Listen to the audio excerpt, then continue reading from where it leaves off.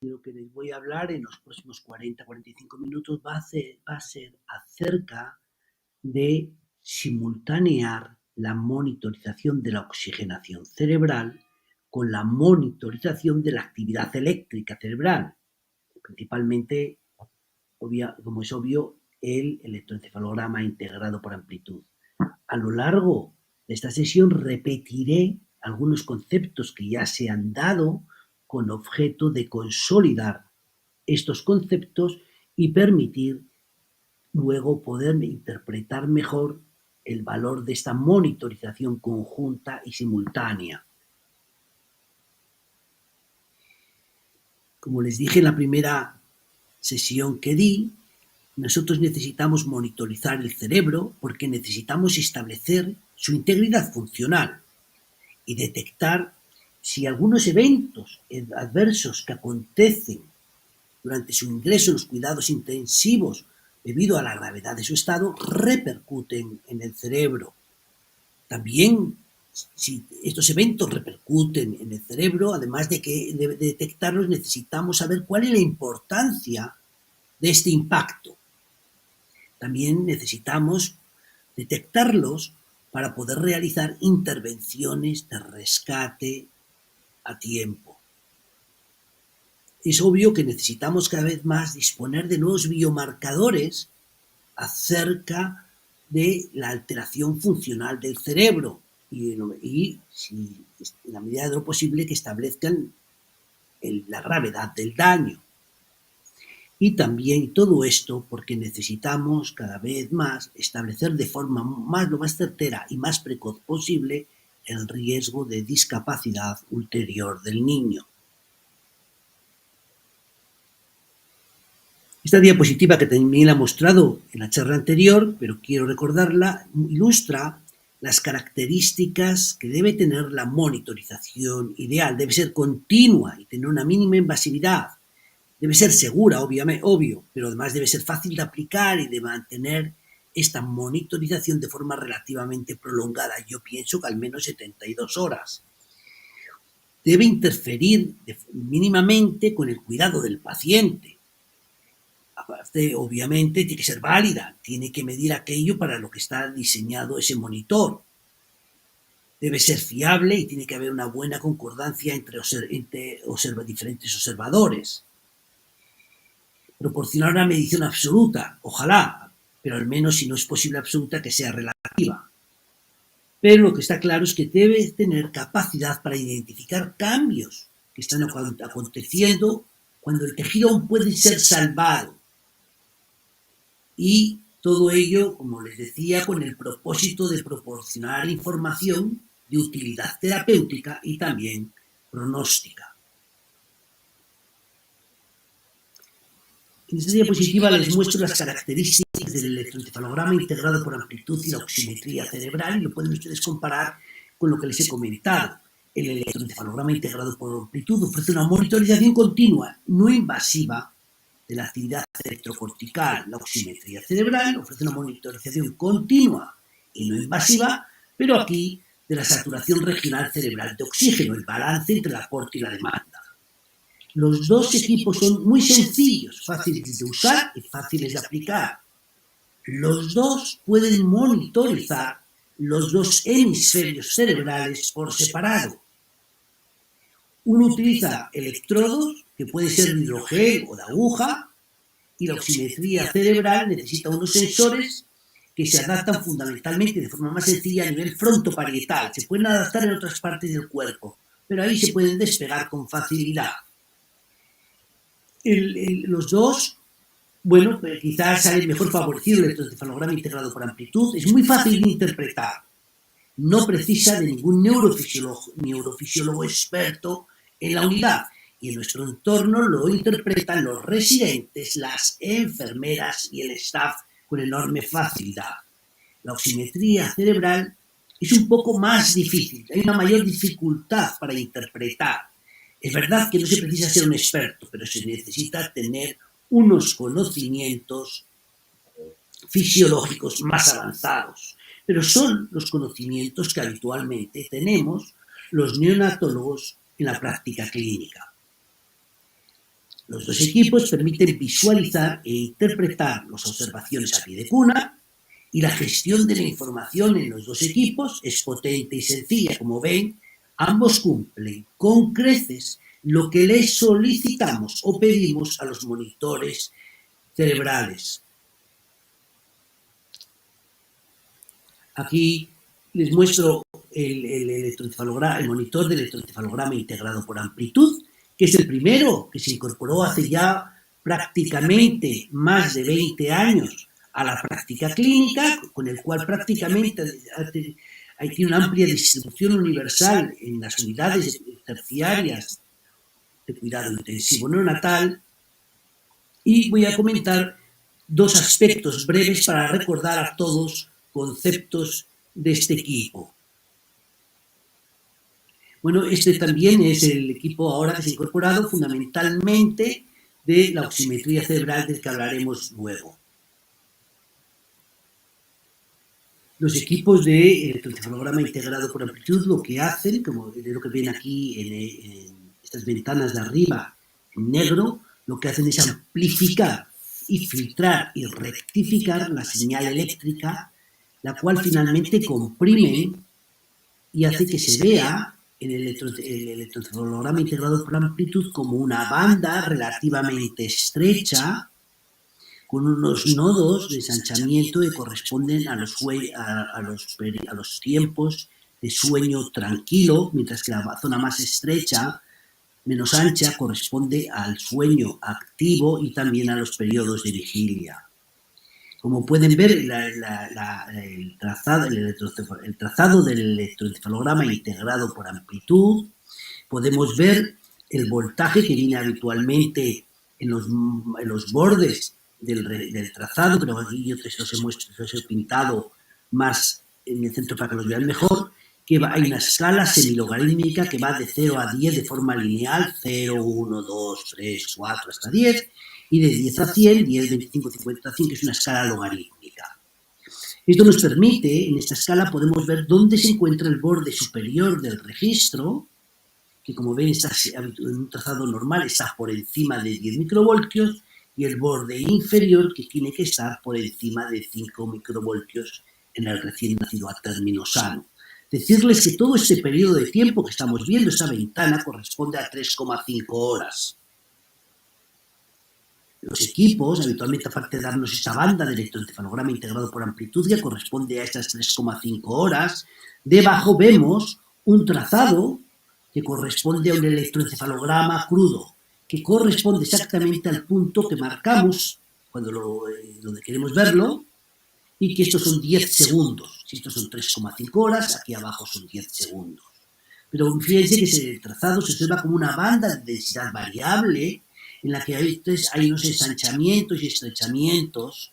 Y lo que hay que recordar también, que es útil en la práctica clínica, es que el borde superior debe estar por encima de 10 y el borde inferior por encima de 5 microvoltios.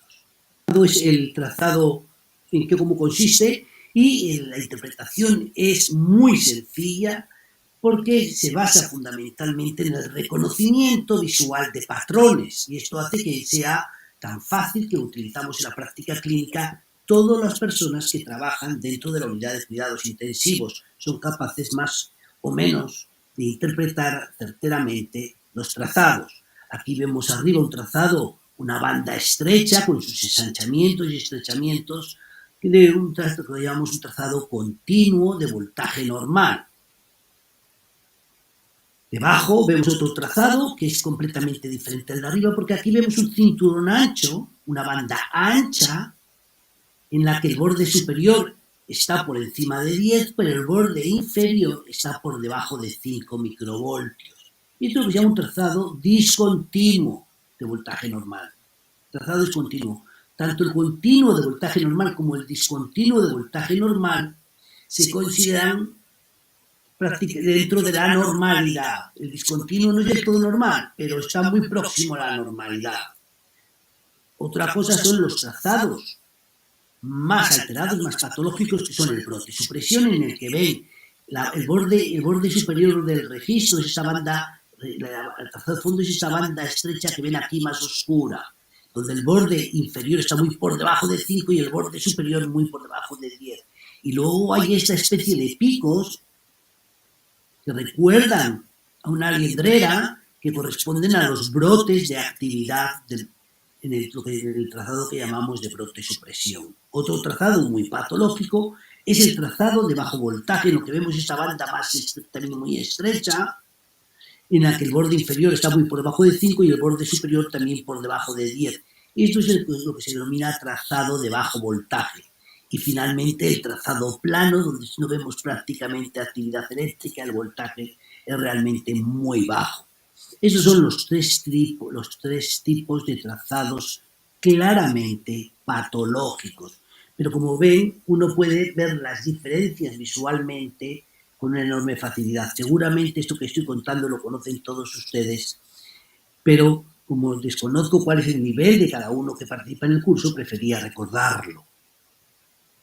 También en el monitor de función cerebral, en el monitor de electroencefalograma integrado por amplitud, podemos reconocer fácilmente las convulsiones neonatales por estos cambios sobre el trazado de base, sobre el background, en la que hay una elevación brusca del borde inferior del registro y a veces del borde superior. Esto es una convulsión aislada, como se puede ver aquí con esta onda relativamente monomorfa y repetitiva. Una convulsión aislada, pero aquí tenemos debajo un niño que de pronto tiene estos cambios bruscos en la actividad eléctrica, donde hay un borde, hay un incremento brusco del borde inferior del trazado, a veces un aumento del borde superior, y que es un niño que presenta múltiples crisis epilépticas. Cuando queremos ver qué pasa y queremos ver el registro en este momento, vemos que tiene estas ondas relativamente monomorfas que representan una crisis epiléptica. Por tanto, este niño tiene múltiples crisis epilépticas. Otro niño que de pronto tiene, no somos capaces de reconocer el trazado de fondo, background, y solamente vemos estos picos en dientes de sierra con aumento del borde inferior y que da lugar a esta sensación, como digo, de dientes de sierra, que nuevamente podemos ver que representa realmente cada uno de ellos a una crisis epiléptica. Esto es un estado, como no se debe convulsionar durante 3 horas, esto obviamente es un estado epiléptico. Y aquí vemos otro registro en el que tenemos un trazado de fondo horrible, una banda muy estrecha, y aquí con los brotes, esto es un brote supresión, se ve fácilmente, y de pronto vemos que hay una elevación del borde inferior que se mantiene elevado, esta banda estrecha que a alguien le podría parecer más normal, pero que realmente no es tal. Y como veis, si nos ponemos en medio de la banda de ensanchamiento, lo que vemos estas nuevamente ondas relativamente monomorfas, repetitivas, estereotipadas y paroxísticas, y es una crisis epiléptica. Esto a veces lo quiero recordar, la imagen que vemos es que recuerda un poco al caballo desnutrido por la boa que se representa en el cuento del Principito, de Saint-Exupéry.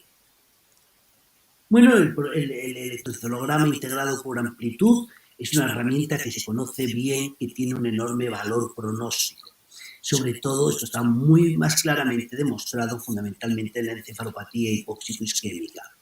Pero bueno, podemos de todos intuir que cuanto peor es el trazado y cuanto mayor es la duración de ese trazado tan malo, peor es el pronóstico.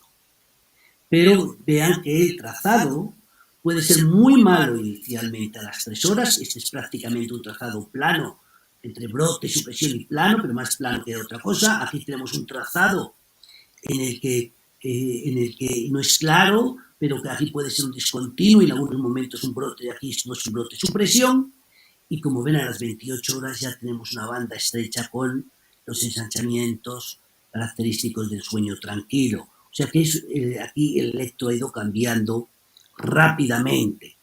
Por tanto, el electro no se mantiene fijo tras una agresión, sino que va a ir cambiando. Pero ¿cuánto tiempo el trazado debe estar gravemente alterado para establecer con certeza el pronóstico?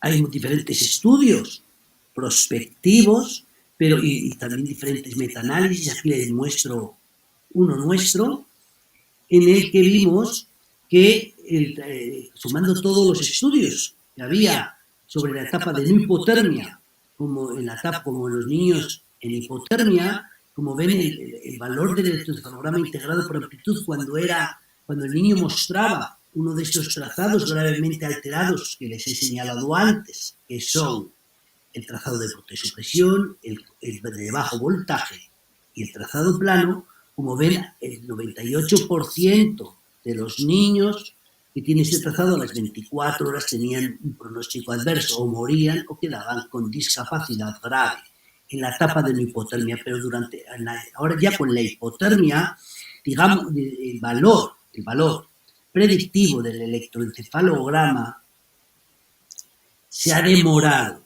Y como pueden ver aquí, empieza a las 36 horas, es de un 89%, con esta horquilla tan amplia, 57-98, pero para las 48 horas es 97% de media, con esta horquilla de 82 a 100%, mostrando la enorme capacidad predictiva que tiene esta herramienta para establecer el pronóstico del recién nacido con encefalopatía hipóxico-isquémica.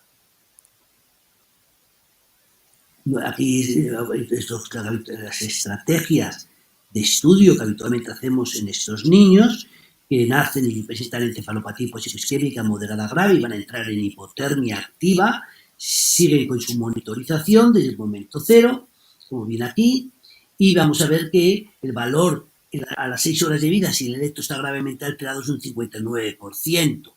A las 24 horas es un 77%, a las 36 cerca del 89%.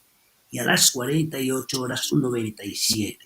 Pero estos son las medianas, las medianas, fíjense los rangos de horquilla de 66, 85, 57, 98, 82, 100. Pero digamos que el valor a partir de las 36 horas es muy alto y más adelante de las 48 horas es prácticamente tenemos datos como para confiar que es una herramienta muy certera, muy certera. Por tanto, el electroencefalograma integrado por amplitud es una herramienta pronóstica certera de muerte o discapacidad grave en el recién nacido con encefalopatía. Comienza a tener valor predictivo a partir de las 6 horas de vida. En recién nacidos no tratados con hipotermia, el máximo valor predictivo se alcanza a las 24 horas, pero en los tratados con hipotermia, la máxima capacidad predictiva se alcanza alrededor de las 48 horas. Aunque ya es bastante buena a las 36.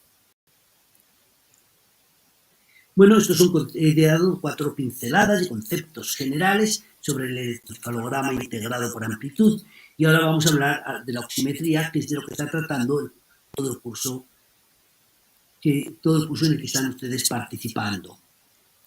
Nuevamente, la oximetría cerebral aporta una información continua y en tiempo real. ¿Pero sobre qué? Sobre el balance entre el aporte del oxígeno y la demanda, ahora veremos. Y de forma indirecta es un subrogado del consumo de oxígeno, del metabolismo cerebral, y también es un subrogado de la estabilidad fisiológica y de la hemodinámica cerebral. La oximetría cerebral, como también he contado en la charla anterior, pero quiero recordarlo, se fundamenta en la tecnología NIRS, que emite, en la que hay una fuente de luz que emite un haz de luz en el espectro cerca del infrarrojo.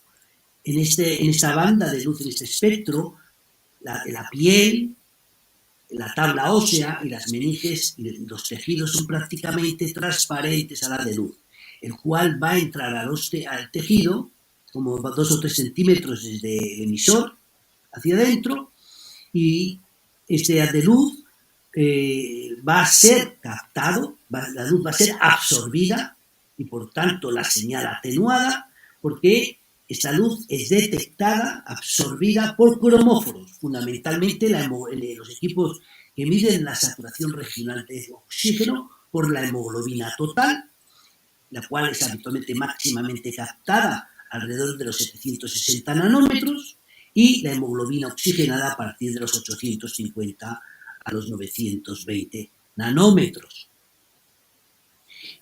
la absorción de luz que hacen los cromóforos. La absorción de luz es proporcional a la concentración, de los cromóforos. Por tanto, la absorción de luz va a ser proporcional a una longitud de onda, va a ser proporcional a la concentración de hemoglobina total y a otra longitud de onda a la hemoglobina oxigenada.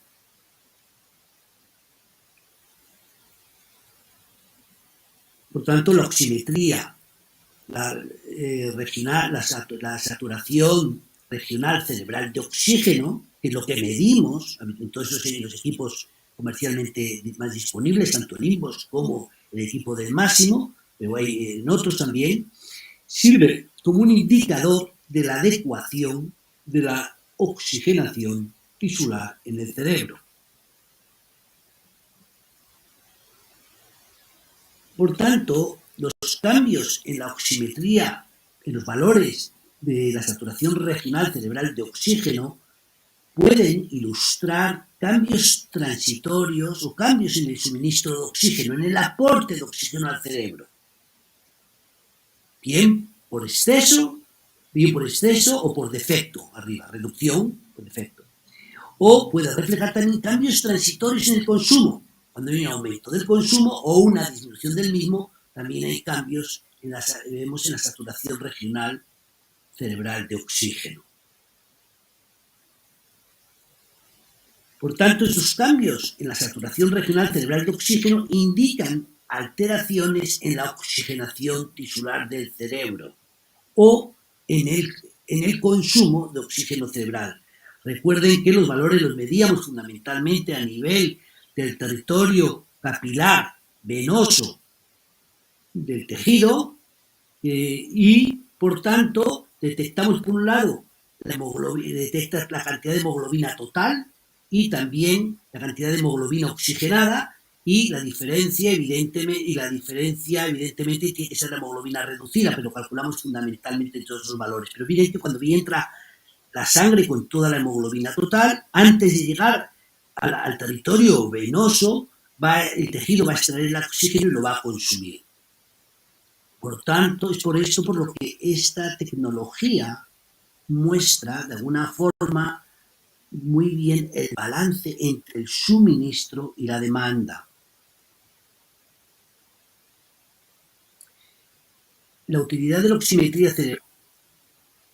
La oximetría cerebral, como han visto hasta hoy en todas las charlas anteriores, ha sido evaluada en la cirugía cardíaca, en el conducto arterioso persistente del prematuro, en algunas situaciones, en condiciones de otras patologías, como puede ser la anemia del prematuro, muy importante, tras la agresión hipóxico-isquémica, tanto en recién nacidos a término como pretérminos.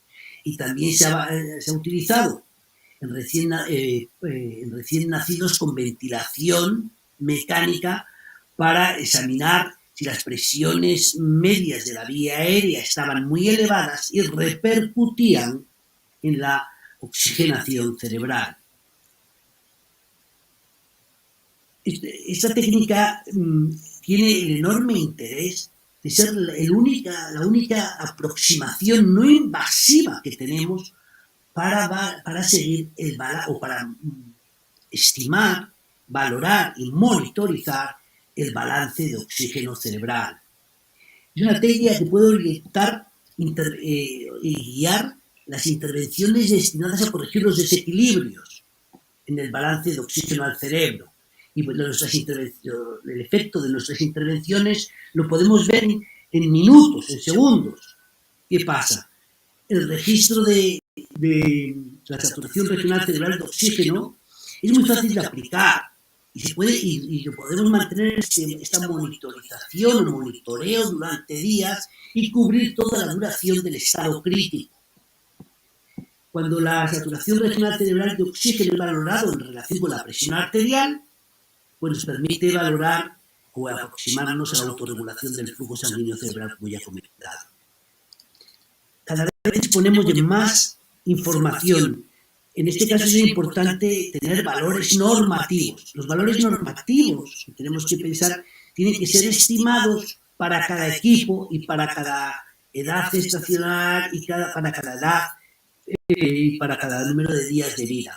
Aquí les muestro y toda esa información se ha ido acumulando y tenemos ahora mismo un aceptable panorama de los cambios. Aquí, por ejemplo, les muestro los valores normativos en valores, en términos del índice de oxigenación tisular, que es otra medida que da el aparato, pero que puede ser equivalente a la saturación regional cerebral de oxígeno, en la que pueden ver cómo aquí tienen la mediana, el percentil y los percentiles hasta el percentil 50, 75 y 90, 25 y 10, de los valores inmediatos tras el nacimiento. Como ven, tras el nacimiento, los valores habitualmente son más bajos, se ha dicho que la media puede ser 40 o por encima, y que luego van a ir aumentando en las siguientes horas de vida para acabar estableciéndose en un rango entre aproximadamente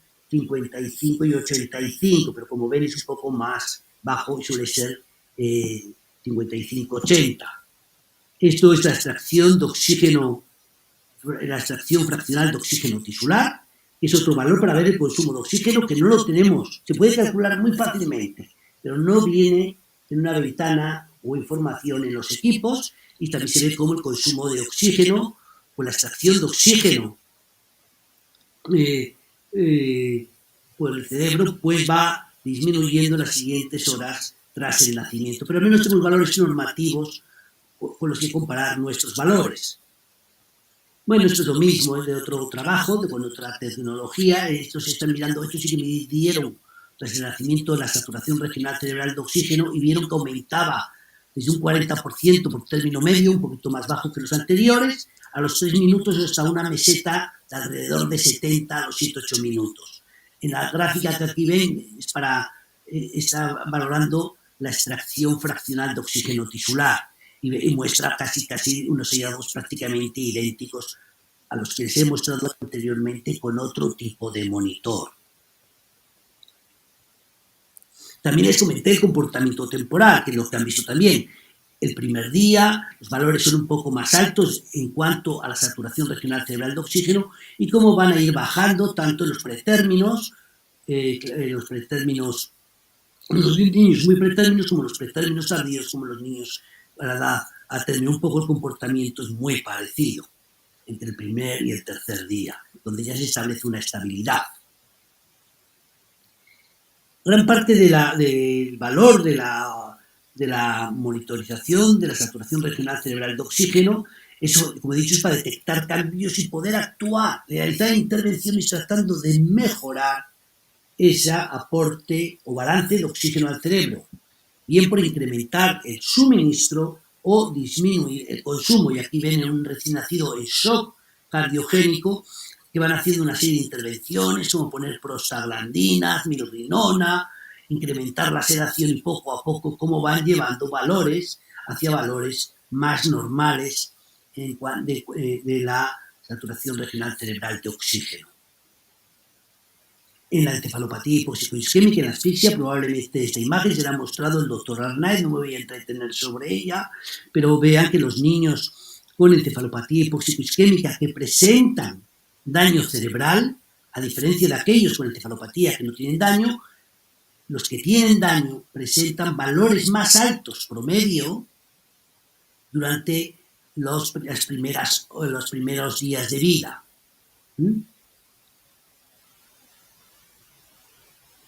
Bueno, vamos a ver ahora, hemos visto el electroencefalograma, está mal, es esta a la que quiero referirme ahora, a la monitorización conjunta de ambos equipos en el recién nacido. Los hemos visto por separado hasta ahora. Ahora vamos a verlos de forma simultánea. ¿Cuál es el valor o qué aporta? Aquí tienen un bebé en que tiene un monitor de saturación regional cerebral de oxígeno frontoparietal. Aquí tiene otro, como pueden ver, este es un parietal puesto aquí porque estamos buscando otra cosa. Este es un equipo de Inbos, este es el equipo de Máximo, da igual. Lo que quiero mostrarles es que este bebé presenta los electrodos que ven aquí, los cables amarillo, verde, azul y blanco del electroencefalograma integrado por amplitud. Y además tenemos la fontanela disponible para hacer la valoración ultrasonográfica cerebral. Es decir, que esto no, la posición de poner estos equipos no limita realizar otras evaluaciones necesarias. Y como ven aquí, claramente es posible la monitorización conjunta y simultánea. Tanto la saturación regional cerebral de oxígeno como el electroencefalograma integrado por amplitud se han investigado fundamentalmente por separado. Y las dos tecnologías poco a poco se han ido incorporando de forma rutinaria en muchas de las unidades de cuidados intensivos de todo el mundo. Sin embargo, el valor que puede tener esa monitorización simultánea, el uso combinado, y el valor que tiene esta monitorización simultánea, pues ha sido escaso, y con lo cual nuestro conocimiento es aún limitado. Decirles que ambos dispositivos de neuromonitorización utilizados de forma simultánea nos proporcionan información complementaria. Uno no excluye a otro, que porque tengamos uno ya no ponemos el otro, no.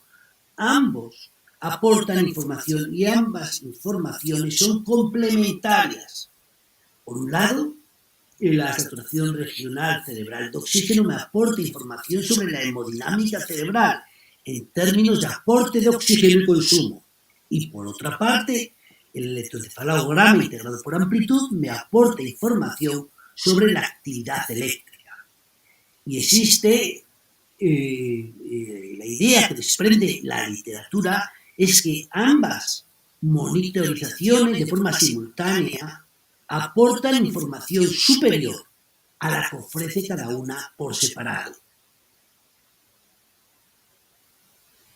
Esta diapositiva que seguramente les ha mostrado el doctor Juan Arnáez muestra las diferencias en la saturación regional cerebral de oxígeno entre niños con encefalopatía moderada y encefalopatía grave. Encefalopatía moderada, los valores de saturación regional se corresponden a esta línea negra continua y los valores de los niños con encefalopatía grave a esta línea discontinua. Y como pueden ver ustedes, había claras diferencias significativas en las primeras 48 horas.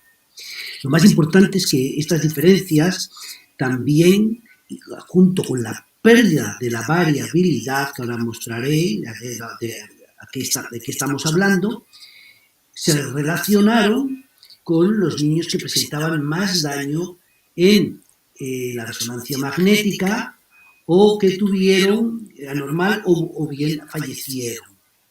Por lo tanto, valores de saturación regional cerebral de oxígeno superiores a 90 y falta de variabilidad en el trazado de bebés con encefalopatía durante la sometidos a hipotermia, nuestro estudio señalaba que ofrecía información útil sobre la gravedad del estado neurológico. Pero lo más importante que quiero llamar su atención es que si vemos en qué momento había mayores diferencias entre niños con encefalopatía moderada grave y en niños, les pasaba lo mismo, que tuvieran una evolución de muerte o tuvieran daño cerebral en la resonancia magnética, vemos que el mayor periodo predictivo acontecía, las mayores diferencias estaban entre ambos grupos en las primeras prácticamente 36-40 horas. Pero todo este periodo es el periodo en el que el electroencefalograma integrado por amplitud de niños tratados con hipotermia no tiene una gran fiabilidad de certeza por cuanto vean el rango a las 36 horas entre 57 y 98. Y por tanto, en este periodo parecía que es cuando el electro, aún apartando información, no acaba de ser conclusivo, parecería como que el registro de la saturación regional cerebral de oxígeno aportaba información muy relevante. En esta imagen tomada de la literatura de un trabajo de Todeschi-Variane, en Frontiers of Pediatrics, ilustra claramente un bebé con encefalopatía hipóxico-isquémica grave, en el que vemos el trazado del electroencefalograma integrado por amplitud, que es un trazado de bajo voltaje, el borde superior está por debajo de 10 y el borde inferior en rayita azul por debajo de 5. Por tanto, es un trazado eléctrico que indique de grave afectación.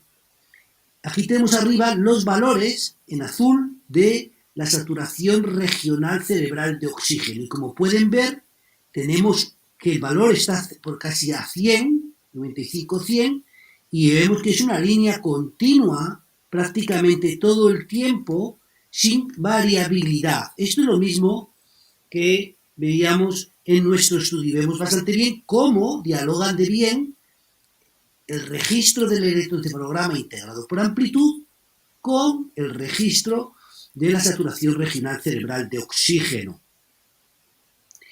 En este caso, si pensamos que este trazado a las 36 horas, que es cuando está tomado, conlleva un riesgo de evolución adversa aproximadamente de 89, pero con esta horquilla, a las 36 horas, cuando además este trazado se asocia con una saturación regional cerebral de oxígeno anormalmente alta y más sin variabilidad, aumenta su capacidad para predecir evolución adversa. Por tanto, la saturación regional cerebral de oxígeno puede, y de hecho mejora nuestra capacidad predictiva de por evolución antes de que el electroencefalograma llegue a los niveles de certeza que alcanza a partir de las 36, 48, 72 horas. Aquí les muestro un paciente de mi etapa en el Hospital Universitario de La Paz. Está monitorizada la saturación regional cerebral de oxígeno. No es realmente la saturación regional cerebral, es el índice de oxigenación tisular, que es una medida muy similar, pero que necesita otros algoritmos y que la daba el equipo que la llamaba el NIRO, en el que vemos que el recién nacido durante las primeras 24 horas tras ponerle la monitorización nada más nacer, tenemos que los valores de saturación regional cerebral de oxígeno son bastante altos, alrededor de 90. Y poco a poco van a ir subiendo hasta ponerse una línea de 95 y quedarse ahí de forma permanente sin ningún cambio. ¿Cuál es el electroencefalograma de este niño en estos momentos? Pues el que ven aquí es un trazado plano y completamente isoeléctrico, como ven, indicando, por tanto, dialogando muy bien el registro eléctrico con la monitorización de la saturación regional. Esta parte de abajo ilustra el registro de la saturación regional cerebral de oxígeno en rojo a las 24-48 horas del ingreso. Como ven aquí, a las 24-25 horas hubo una caída brusca de la saturación regional cerebral de oxígeno. Y que luego poco a poco volvió a remontar hasta volver a la línea, esta rectilínea plana, con pérdida de la variabilidad. Esta caída representa, en este momento de la caída, lo que se vio es que el bebé emitió un estado epiléptico, como pueden ver en el trazado aquí abajo, en este trazado del electroencefalograma integrado por amplitud. Esta saturación tan alta de oxígeno en las primeras horas de vida, lo que está ilustrando es la hiperperfusión de lujo que se acontece tras la agresión hipóxico-isquémica. Y probablemente la que se quiere de valores tan altos con la pérdida de variabilidad, creemos que debe indicar no solamente el hiperaflujo de sangre al cerebro, la perfusión de lujo, sino también la disfunción grave de la función mitocondrial, que ya no es capaz de extraer oxígeno debido al daño celular, y ahora no hay ningún tipo de, como ven, de variabilidad. En este paciente tienen aquí el registro entre las 48 y 72 horas tras el ingreso. Seguía presentando valores de saturación regional cerebral de oxígeno muy altos, sin prácticamente variabilidad, sin más, y fíjense ustedes, si comparan ustedes con el registro del índice de oxigenación tisular en el músculo de la pierna. Aquí sí que hay variabilidad y aquí prácticamente es ninguna, o está muy reducida. Este niño aquí a las 72 horas, entre las 48 y 72 horas, estaba en coma, seguía en coma desde el comienzo. La ecografía cerebral fue muy patológica, mostrando una marcada hiperecogenicidad en los núcleos grises centrales. No tenemos resonancia magnética de este niño y la enolasa neuronal específica en líquido cefalorraquídeo a las 38 horas fue de 240 nanogramos por mililitro, que es una cifra descomunal. Como ven aquí, a estas horas, también tenía un trazado eléctrico plano completamente.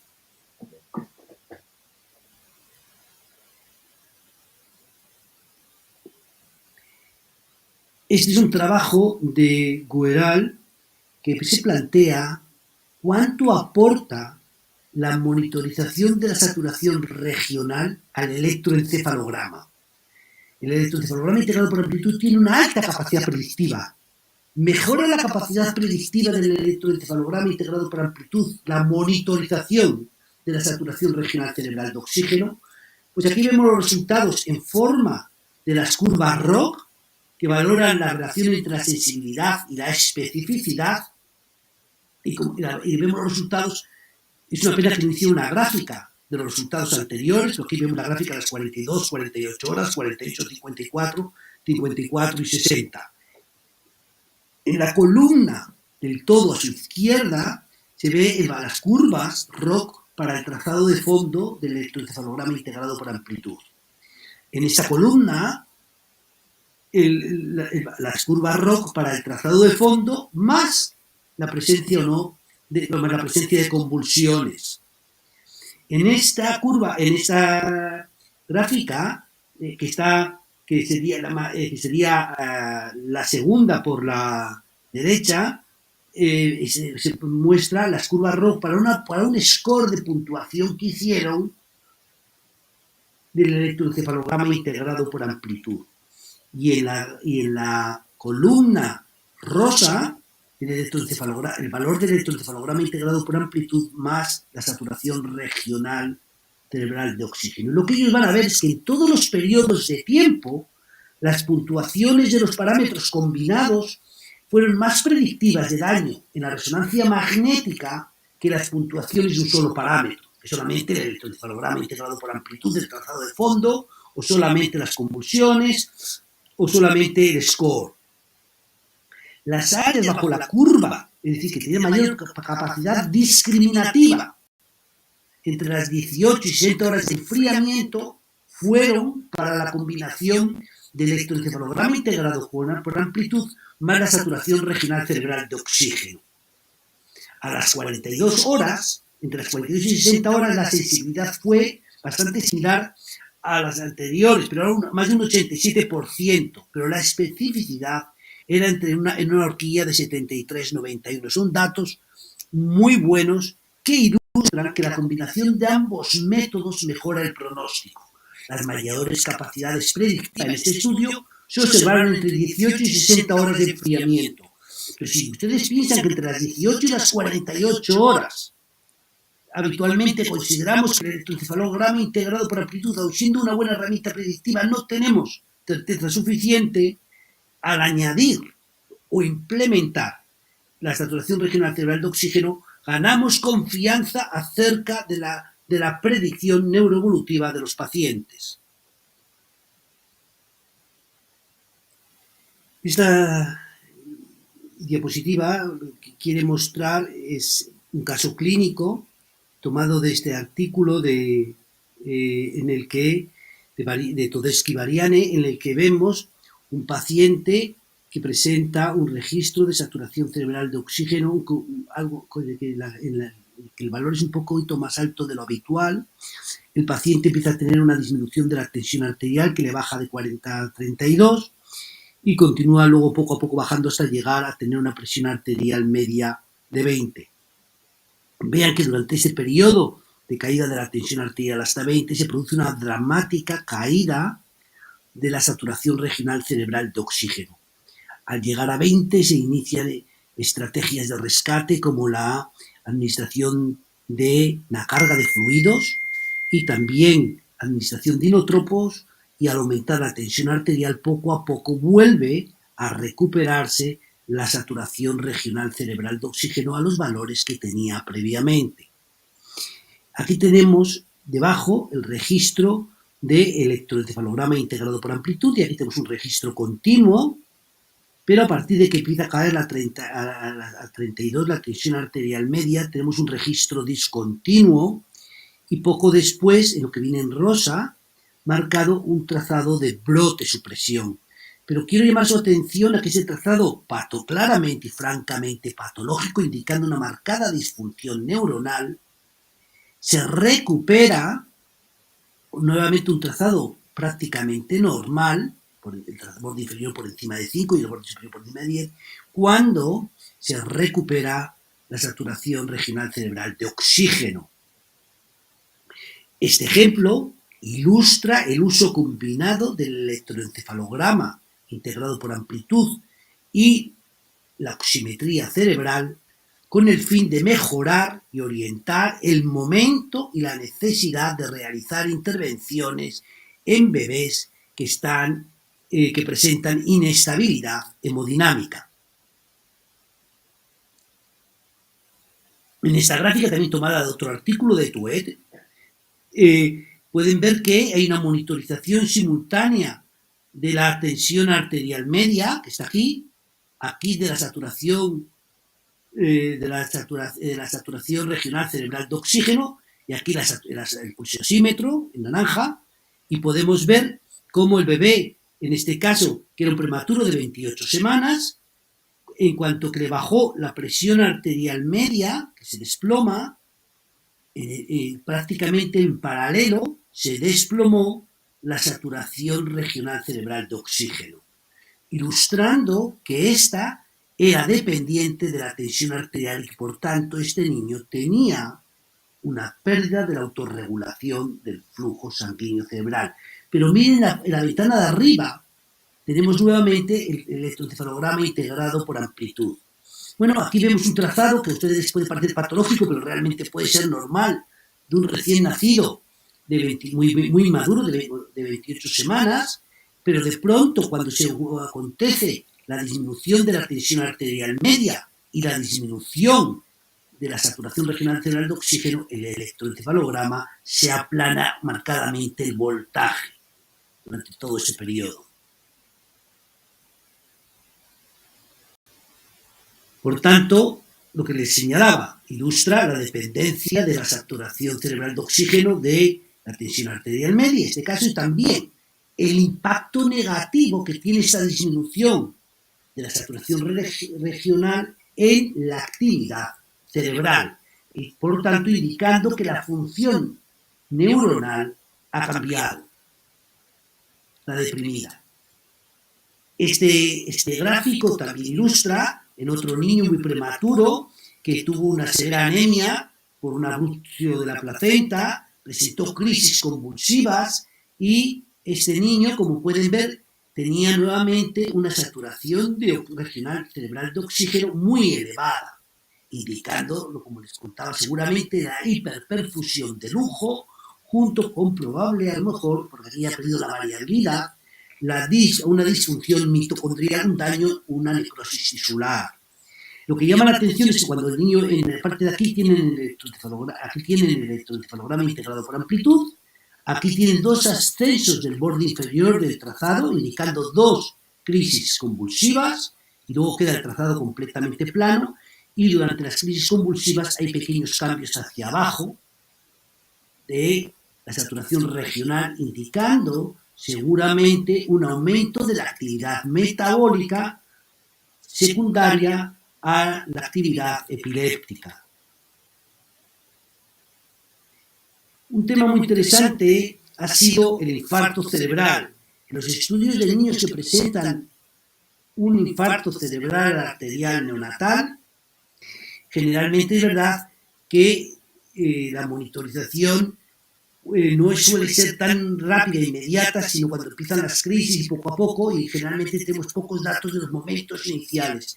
Pero en este caso, tenemos aquí a este niño con esta resonancia magnética el segundo día de vida, y en la que ven que en este caso la saturación de oxígeno, la saturación regional cerebral de oxígeno, era 92%, muy alta, en este hemisferio dañado. Sin embargo, miren, en el hemisferio contralesional o contralateral a la lesión, la saturación cerebral regional de oxígeno era completamente normal, 66. Y aquí, como ven, es 92, probablemente indicando esa hiperperfusión de lujo. Pero hiperperfusión de lujo porque inicialmente tenía un consumo metabólico de oxígeno de 2,5 que estaba aumentado, indicando el acoplamiento entre el flujo y la actividad metabólica, pero es poco a poco bajó a 1, que es muy claramente por debajo del otro hemisferio, indicando probablemente ya un daño tisular. A las 14 semanas vemos aquí ya la enorme cicatriz, la enorme pérdida tisular que tiene. El tejido ya no está hinchado, ya prácticamente está degradado, hay una clara necrosis y esto es prácticamente un quiste, en la que vemos que en este caso, la saturación regional cerebral de oxígeno tomada en la frente es 62%, pero el consumo metabólico es bajísimo, indicando que está todo el tejido dañado. Y es lo que, por tanto, tenemos que tener siempre en cuenta el momento respecto a la agresión para valorar los hallazgos.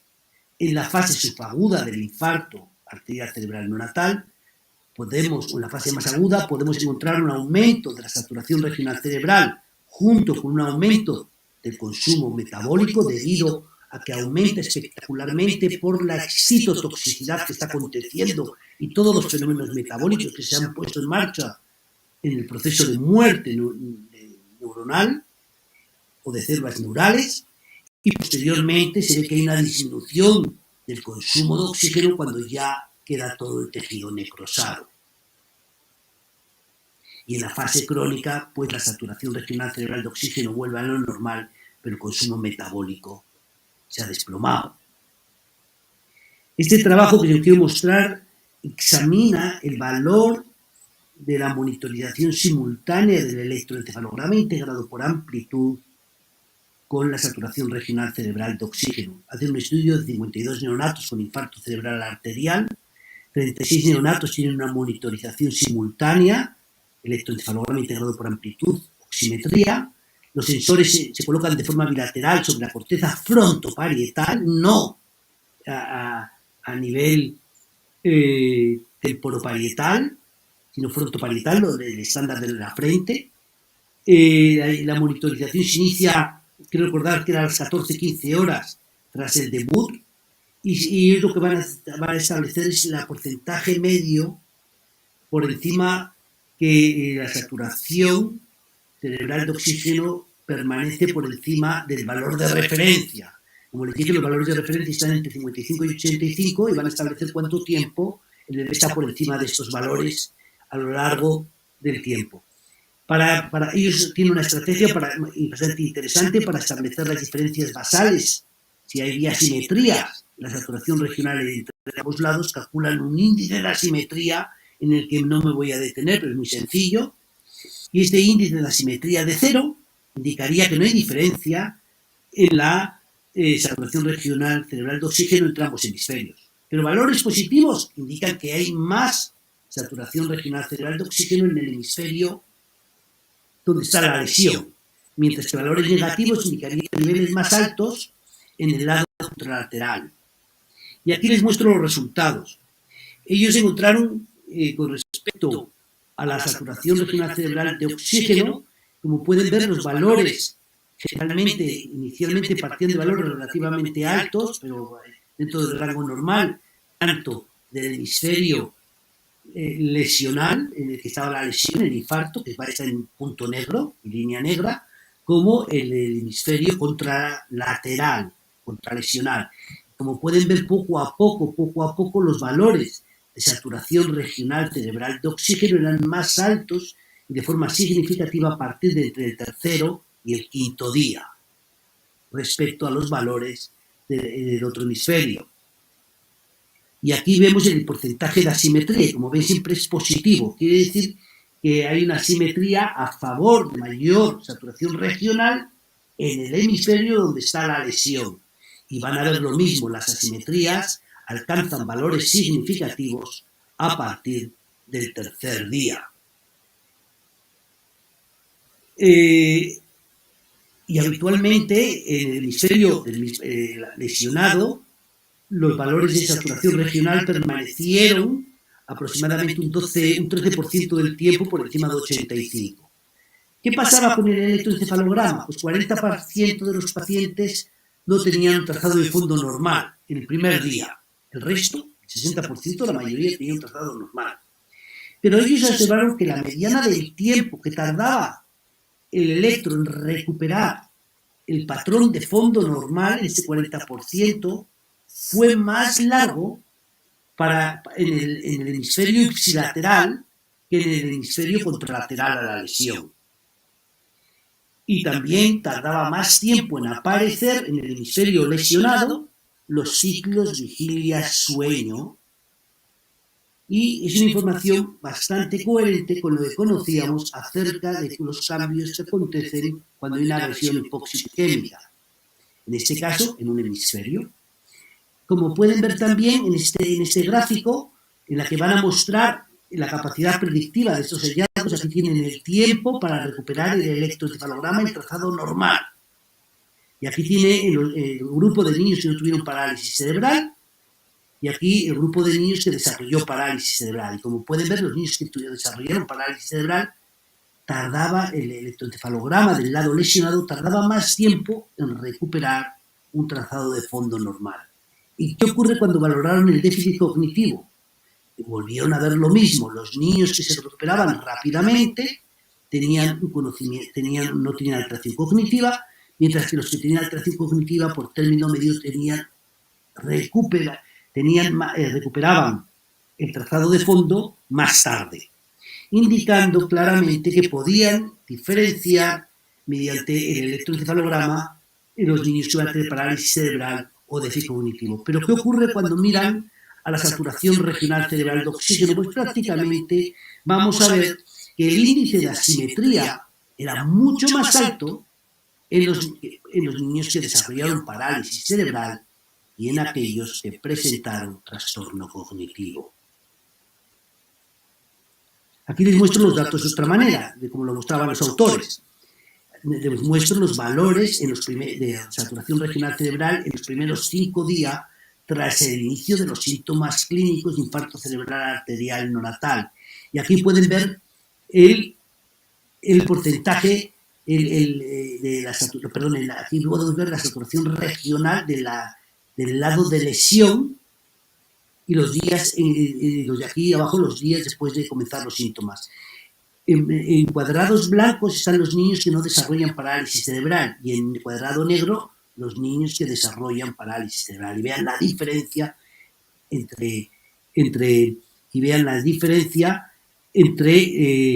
claramente entre los que desarrollan parálisis cerebral y los que no, en cuanto a la saturación regional cerebral en el hemisferio ipsilateral de la lesión. Aquí vemos lo mismo, pero en el índice de asimetría, y nuevamente tenemos aquí parálisis cerebral y déficit, vemos lo mismo, pero respecto al si presentaban o no alteración cognitiva. Vean que los niños que presentaban alteración cognitiva versus aquellos que no la presentaron tenían también valores de saturación regional cerebral de oxígeno más altos, tanto a las 24 horas del debut clínico como a las 3, 4 y 5 días, claramente. Y aquí vemos el porcentaje de asimetría, tanto para la parálisis cerebral como para las alteraciones cognitivas. Y vean nuevamente cómo se van diferenciando aceptablemente bien ambos grupos neuroevolutivos. ¿Qué podemos concluir de todo esto como conclusión? Que el uso combinado del electroencefalograma integrado por amplitud y la saturación regional cerebral de oxígeno mediante tecnología NIRS orienta el momento y la necesidad de intervenciones en lactantes con riesgo de inestabilidad hemodinámica. Que el uso combinado del electroencefalograma integrado por amplitud y la saturación regional cerebral de oxígeno durante las primeras 60 horas mejora la predicción neuroevolutiva en neonatos con encefalopatía hipóxico-isquémica, que el monitoreo simultáneo del electroencefalograma integrado por amplitud y la saturación regional cerebral proporcionan información útil para pronóstico en el infarto cerebral arterial neonatal. Pero aquí tiene que ser una monitorización bilateral de ambos hemisferios. Y ello es muy importante porque tenemos muy pocas herramientas para predecir la evolución cognitiva de estos niños. No les he mostrado datos por no cansarles, porque sé que se los han mostrado otros compañeros que en recién nacidos prematuros con ductus arterioso persistente, la monitorización conjunta ha mostrado valores más bajos de saturación regional que conllevan cambios en la amplitud del electroencefalograma integrado por amplitud. Y estos pacientes son los que más se benefician de intervenciones de cierre del ductus arterioso, bien con intervenciones médicas o quirúrgicas. También se ha demostrado que en recién nacidos, pues se ha observado que en recién nacidos prematuros el riesgo de hemorragia intraventricular y muerte en las primeras 72 horas de vida parece poder predecirse usando saturación regional cerebral y electroencefalograma integrado por amplitud durante este periodo. Los recién nacidos que desarrollan hemorragia intraventricular grave o que van a fallecer muestran valores más altos, valores claramente más bajos de saturación regional a partir de los 8 o 10 minutos de vida, indicando que antes de que acontezca la hemorragia tiene que haber una disminución del aporte de oxígeno al cerebro. De todo lo que les he comentado, debe desprenderse que una combinación de ambas modalidades de monitorización aporta beneficios. Nos permite entender mejor el impacto de los acontecimientos y establecer intervenciones de rescate. Además, mejora la predicción neuroevolutiva en muchas patologías, particularmente tras agresiones hipóxico-isquémicas perinatales o postnatales, como habrán visto en las clases de monitorización durante la intervención quirúrgica y durante la monitorización del niño intervenido durante su ingreso en la unidad de cuidados intensivos. Es de creer que por tanto, es más que probable que esta monitorización conjunta se convierta en el futuro en la neuromonitorización neonatal estándar. Muchísimas gracias por su atención.